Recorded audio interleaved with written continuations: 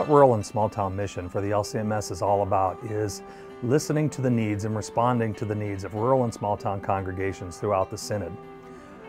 Rural and Small Town Mission represents over 50% of the congregations, as well as a little bit over 50% of the membership of the LCMS.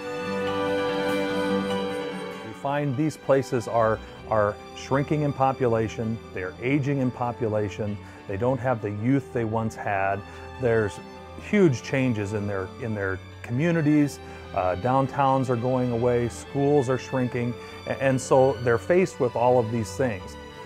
But what brings them all together and what makes them unique is the fact that most of the time they are making, whether it's dairy or they're raising beef cattle or they're row crop farming or they are in mining or forestry, all of these things work across the board. So whether they're growing almonds and olives in California or they're dairy farmers in Wisconsin, you have this idea that this is across the board. The way RSTM has helped congregations in the past, and we continue to strive to do this, is bringing to them permission, if you will, to reach out and engage those communities which they have, by and large, because they have gotten into survival mode, have backed away from engaging. And so a great example of that is a congregation in Northern California, which by and large had cut itself off. And because of going through our Engaging Your Community event, they were able to see their community for what it is through demographic study. And they went and they engaged the leadership in that community so that they were able to ask the community the question, what can we do to help you?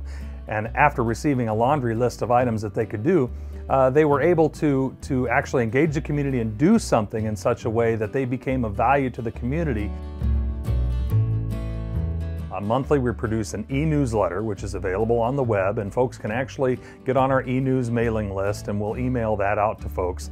And we also produce a quarterly written newsletter, which we do send out in regular mail.